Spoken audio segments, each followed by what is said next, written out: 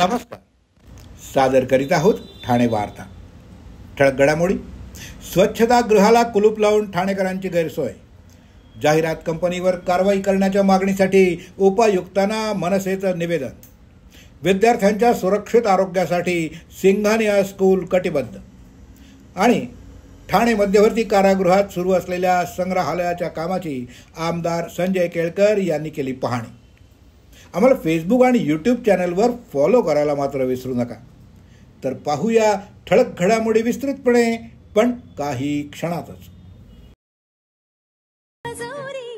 रोज रोज तेच राजकीय कार्यक्रम बघून कंटाळलात ना? अहो, मग ठाणे वार्ता श्रीस्थानक आता तुम्हाला नवनवीन कार्यक्रमांचा आनंद लुटण्याची संधी देते. आपल्या घरातील लग्न, मुंज, कोणतंही शुभकार्य अशा विविध घटनांचा आनंद आपण ठाणे वार्ता श्रीस्थानक वाहिनीवर लुटू शकता आणि सगळ्यांपर्यंत पोहोचवू शकता. यासाठी फक्त एवढंच करायचं, या दूरध्वनी क्रमांकावर संपर्क साधायचा. आपले कार्यक्रम आमच्यापर्यंत सगळ्यांपर्यंत पोहोचवायचे. आपण पाहत आहात श्रीस्थानक वाहिनी, ठाणे जिल्ह्याचं मुख्य व्यासपीठ. ठाणे वार्ता पहा श्रीस्थानक वाहिनीवर. आता सकाळी 9:15 पासून रात्री 9:15 पर्यंत ठाणे वार्ता, ठाण्यातील पहिलं दृकश्राव्य माध्यम. ठाणे वार्ता आणि श्रीस्थानक वाहिनीचं लाईव्ह स्ट्रीमिंग. ठाणेवार्ता.com वरील लाईव्ह स्ट्रीमवर क्लिक करा आणि अगदी मोबाईलवरही ठाणे वार्ता श्रीस्थानक वाहिनीचा आनंद लुटा. यासाठी आमचं ॲप डाउनलोड करा. ठाणे वार्ता पहा श्रीस्थानक वाहिनीवर. आता सकाळी 9:15 पासून रात्री 9:15 पर्यंत ठाणे वार्ता, ठाण्यातील पहिलं दृकश्राव्य माध्यम. आपण पाहत आहात श्रीस्थानक वाहिनी, ठाणे जिल्ह्याचं मुख्य व्यासपीठ. जाहिरातीच्या माध्यमातून लाखो रुपये कमवून स्वच्छतागृहाच्या अभावी ठाणेकरांची गैरसोय करणाऱ्या जाहिरात कंपनीवर त्वरित कारवाई करावी, अशी मागणी महाराष्ट्र नवनिर्माण विद्यार्थी सेनेचे ठाणे उपशहर अध्यक्ष हेमंत मोरे यांनी ठाणे महानगरपालिका जाहिरात विभागाचे उपायुक्त यांना एका निवेदनाद्वारे केली आहे. ठाणेकरांची गैरसोय होऊ नये म्हणून ठाण्यात काही ठिकाणी स्वच्छतागृह बांधून त्यावर होर्डिंगचं सापळे उभारण्याची परवानगी ठाणे महानगरपालिकेनं दिली आहे. स्वच्छतागृहावर मोठमोठी होर्डिंग कंत्राटदारानं उभारली. कंत्राट मिळालेल्या कंपनीचं पहिलं कर्तव्य ठाणेकरांची गैरसोय होऊ नये असं असताना बाळकुम नाक्यावर असलेलं शौचालय जवळपास गेल्या वर्षभरापासून बंदच आहे. शौचालयावर असलेल्या होर्डिंगवर जाहिराती मात्र दणक्यात चालू आहेत. मेट्रोच्या कामामुळे सदर शौचालय बंद असल्याचं पोस्टर शौचालयावर लावण्यात आलं असून शौचालय बंद असताना जाहिरात करण्याची परवानगी सदर कंपनीला कोणी दिली? बाळकुम नाका हा परिसर अत्यंत वर्दळीचा परिसर आहे. शौचालय बंद असल्यामुळं रोजच्या रोज शेकडो नागरिकांची मोठीच गैरसोय होते. शौचालय बंद असताना जाहिरात करण्याचा कोणताही अधिकार जाहिरात कंपनीला नाही, असं हेमंत मोरे यांनी आपल्या निवेदनात म्हटलं आहे. एकीकडे करदाते त्रस्त आहेत, मात्र जाहिरातदार कंपन्या लाखो रुपये कमवून मस्त आहेत. ठाणे महानगरपालिका ठेकेदारांची, कंत्राटदारांची नसून करदात्यांची आणि ठाणेकरांची आहे हे दाखवण्याची हीच ती वेळ. म्हणून बाळकुम इथल्या शौचालय बंद असताना त्यावर जाहिरात करणाऱ्या कंत्राट कंपनीवर त्वरित कारवाई करावी, अशी विनंती करण्यात आली आहे. श्रीमती सुनीता देवी सिंघानिया स्कूलमधील शिक्षकांसह सुमारे 45 विद्यार्थ्यांना डेंग्यू आणि मलेरियाची बाधा झाल्याचं वृत्त ठाण्यातील वर्तमानपत्रातून प्रसिद्ध झालं होतं.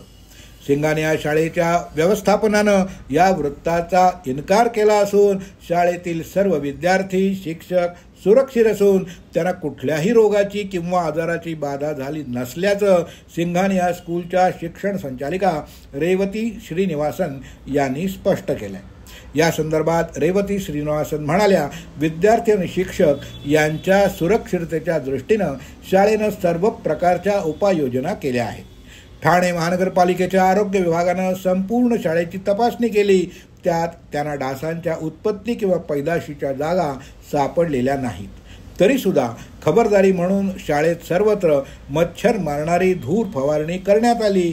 वर्गाच्या खिडक्यांना डास प्रतिबंधक जाळ्या देखील लावण्यात आल्या आहेत. याशिवाय विद्यार्थ्यांना ऑफलाईन आणि ऑनलाईन शिक्षणाची सुविधा उपलब्ध करून देण्यात आली आहे. दरम्यान ठाणे महानगरपालिकेचे आरोग्य अधिकारी यांनी देखील सिंघानी या शाळेतील परिस्थिती नियंत्रणाखाली असल्याचं स्पष्ट केलं.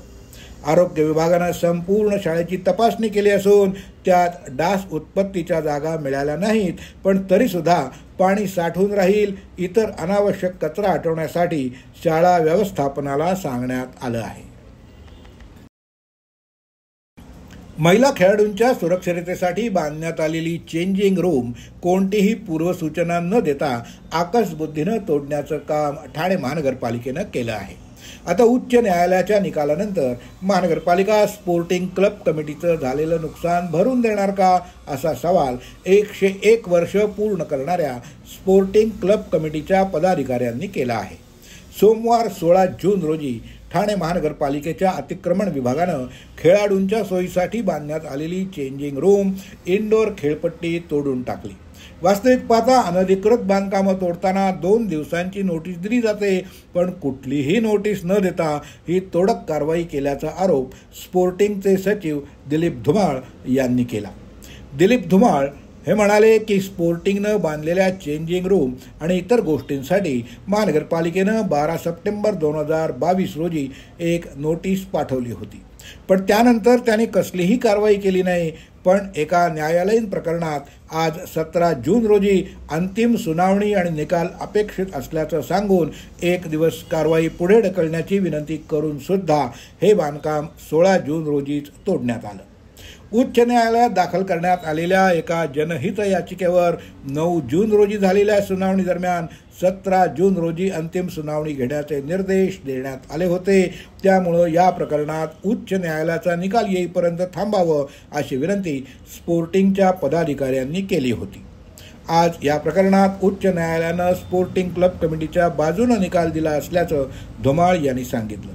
केवळ न्यायालयीन प्रकरणात निकाल आपल्या विरोधात जाणार असल्याचा अंदाज आल्यानं केवळ त्रास देण्यासाठी म्हणून ही कारवाई केल्याचा आरोप स्पोर्टिंगच्या पदाधिकाऱ्यांनी केला आहे.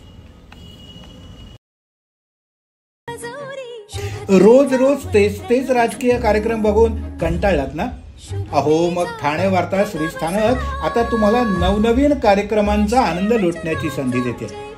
आपल्या घरातील लग्न, मुंज, कोणतंही शुभकार्य अशा विविध घटनांचा आनंद आपण ठाणे वार्ता श्रीस्थानक वाहिनीवर लुटू शकता आणि सगळ्यांपर्यंत पोहोचवू शकता. यासाठी फक्त एवढंच करायचं, या दूरध्वनी क्रमांकावर संपर्क साधायचा. आपले कार्यक्रम आमच्यापर्यंत सगळ्यांपर्यंत पोहोचवायचे.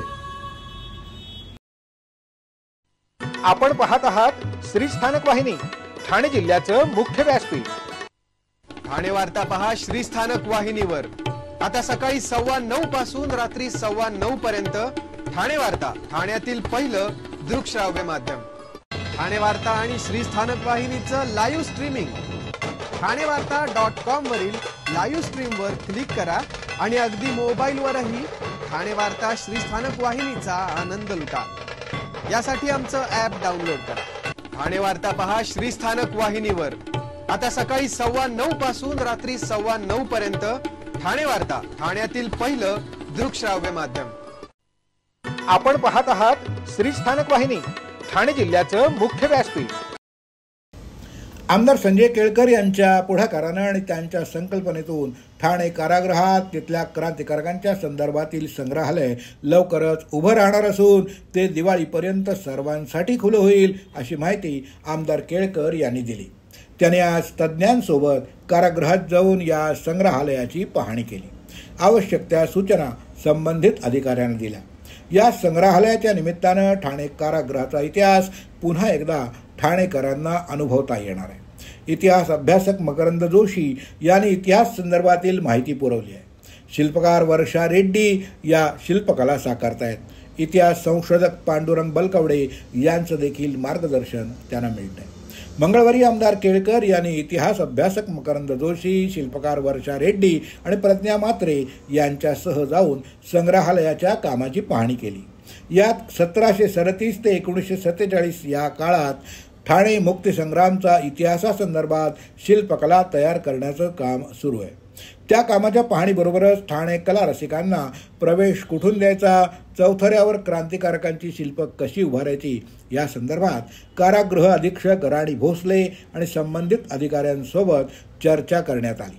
यावेळी जोशी आणि अय्यर यांनी देखील कशी शिल्प उभारून त्या प्रसंगाची माहिती दिली जाईल या संदर्भात आमदार केळकर यांना माहिती दिली।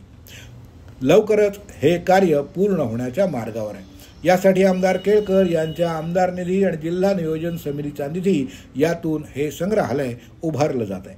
क्रांतिकारकांची शिल्प ही 5 फुटांची उभारली जाणार असून जुना फाशी गेट देखील या निमित्तानं ठाणेकरांना पाहता येईल। या जेलमध्ये राघोजी भांगरे, अनंत कान्हेरे यांना फाशी देण्यात आलं होतं। वासुदेव बळवंत फडके, राघोजी भांगरे, अनंत कान्हेरे आणि त्यांचे सहकारी स्वातंत्र्यवीर विनायक दामोदर सावरकर अशा अनेक क्रांतिकारकांची शिल्प तिथं उभारली जाणार आहेत। आषाढी वारीच्या निमित्तानं शिवसेनेच्या वतीनं हाती घेण्यात आलेल्या पंढरपूर वारी 2025 वारकरी सेवा रथाचं काल पंढरपूरकडे प्रस्थान झालं। उपमुख्यमंत्री आणि शिवसेनेचे मुख्य नेते एकनाथ शिंदे यांच्या हस्ते या रथाला भगवा झेंडा दाखवून हा रथ पंढरपूरकडे रवाना करण्यात आला। शिवसेनेच्या आणि धर्मवीर आध्यात्मिक सेनेच्या वतीनं हाती घेण्यात आलेल्या या उपक्रमाचं यंदाचं हे दुसरं वर्ष आहे। वारकरी संप्रदायाची सेवा हीच पांडुरंगाची सेवा याच भावनेतून शिवसेना यंदाच्या पंढरपूर वारीमध्ये पायी चालणाऱ्या वारकऱ्यांना विविध सेवा पुरवण्यासाठी सज्ज झाली आहे। शिवसेना धर्मवीर आध्यात्मिक सेनेच्या माध्यमातून वारकरी सेवा रथ पंढरपूरकडे रवाना करण्यात आला। वारकरी सेवा रथ या उपक्रमाअंतर्गत पायी चालणाऱ्या लाखो वारकऱ्यांना शारीरिक आणि मानसिक दिलासा देण्यासाठी त्यांना कापडी बुटाचं वाटप, फोड, जखमा, वेदना टाळण्यासाठी विशेष ट्यूब्स, पावसाळी हवामानात संरक्षणासाठी रेनकोट आणि छत्र्या, तसंच टाळ, ग्रंथ आणि इतर साहित्य सुरक्षित ठेवण्यासाठी हँडबॅग, वारकऱ्यांचं आरोग्य नीट राहावं यासाठी औषधं आणि गोळ्यांचा पुरवठा, शुद्ध पिण्याचं पाणी आणि इतर अनेक मूलभूत सुविधा विनामूल्य पुरवण्यात येणार आहेत। चितळसर मानपाडा इथल्या महाराष्ट्र नगरचा पुनर्विकास गेली 15 वर्ष रखडला असून विकासकांनी गेल्या 33 महिन्यांचं भाडं देखील थकवलं आहे। केवळ तारखा देत चालढकल करणाऱ्या विकासकांविरुद्ध रहिवाशांनी आता एल्गार पुकारला असून व्यथा मांडल्यानंतर आमदार संजय केळकर यांनी अधिवेशनात आवाज उठवून पुनर्विकास मार्गी लावण्यासाठी आपण प्रयत्न करणार असल्याचं सांगितलं आहे। महाराष्ट्र नगरमधील 348 कुटुंब हक्काच्या घरापासून वंचित आहेत। 2010 साली सुरू झालेली पुनर्विकासाची प्रक्रिया अद्याप देखील अपूर्णच असून सुमारे 33 महिन्यांचं भाडं विकासक कंपनीनं थकवल्याचा आरोप रहिवाशांनी केला आहे। हक्काच्या घराचं स्वप्न पाहत तिथल्या 50 रहिवाशांनी इहलोक सोडलाय, पण विकासक अजूनही सातत्यानं नुसत्या तारखाच देतोय। सध्या बांधकाम पूर्णपणे बंद असून रहिवासी हवालदिल झालेत। याबाबत त्यांनी आमदार संजय केळकर यांची भेट घेऊन आपली व्यथा मांडली। आमदार संजय केळकर यांच्या नेतृत्वाखाली विकासकाविरुद्ध निदर्शन करण्यात आली। यावेळी बोलताना केळकर यांनी ठाण्यात विकासकाकडून फसवणुकीचे प्रकार वाढत चालले असून काही प्रकल्प मार्गी लावण्यात आम्हाला यश आलं आहे असं सांगितलं। काही विकासकांविरुद्ध फौजदारी कारवाई करण्याच्या प्रक्रिया देखील सुरू असल्याची माहिती त्यांनी यावेळी दिली। महाराष्ट्र नगरच्या रहिवाशांच्या मी पाठीशी असून त्यांना घरं मिळेपर्यंत मी प्रयत्नशील राहीन। या प्रकरणी येत्या पावसाळी अधिवेशनात महाराष्ट्र नगर पुनर्विकासा मुद्दा आपण मांडणार असल्याची माहिती देखील केळकर यांनी दिली। रोज रोज तेच राजकीय कार्यक्रम बघून कंटाळलात ना? अहो, मग ठाणे वार्ता श्रीस्थानक आता तुम्हाला नवनवीन कार्यक्रमांचा आनंद लुटण्याची संधी देते। आपल्या घरातील लग्न, मुंज, कोणतंही शुभकार्य अशा विविध घटनांचा आनंद आपण ठाणे वार्ता श्रीस्थानक वाहिनीवर लुटू शकता आणि सगळ्यांपर्यंत पोहोचवू शकता। यासाठी फक्त एवढंच करायचं, या दूरध्वनी क्रमांकावर संपर्क साधायचा, आपले कार्यक्रम आमच्यापर्यंत सगळ्यांपर्यंत पोहोचवायचे। अहो, आपण आपलं घर स्वच्छ, सुंदर, नेटनेटकं ठेवतो ना, मग आपण आपल्या शहराच्या बाबतीत उदासीन का? आपलं शहर स्वच्छ, सुंदर आणि नेटनेटकं ठेवणं ही आपली जबाबदारी आहे, हो ना? मग उचला फोन, आणि विना परवाना होर्डिंग्स बॅनर्स कुठे दिसले तर 1800-222-108 या टोल फ्री क्रमांकावर कळवा किंवा 7506946-155 या भ्रमणध्वनीद्वारे आपली तक्रार नोंदवा किंवा महापालिकेने तयार केलेल्या स्टार ग्रेड ॲप्लिकेशनद्वारे आपली तक्रार नोंदवा. त्याची दखल त्वरित घेतली जाईल. लक्षात घ्या, आपला छोटासा सहभाग आपलं शहर स्वच्छ, सुंदर आणि नेटनेटकं बनवू शकतो. जसं आपलं घर तसं आपलं ठाणे शहर. आपण आपले कार्यक्रम किंवा बातम्या आम्हाला ठाणेवार्ता@gmail.com या ईमेलवर कळवू शकता. ठळक घडामोडी शेवटी पुन्हा एकदा.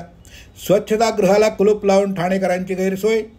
जाहिरात कंपनीवर कारवाई करण्याच्या मागणीसाठी उपायुक्तांना मनसेचं निवेदन. विद्यार्थ्यांच्या सुरक्षित आरोग्यासाठी सिंगानिया स्कूल कटिबद्ध. आणि ठाणे मध्यवर्ती कारागृहात सुरू असलेल्या संग्रहालयाच्या कामाची आमदार संजय केळकर यांनी केली पाहणी. या होत्या ठाणे वार्ता.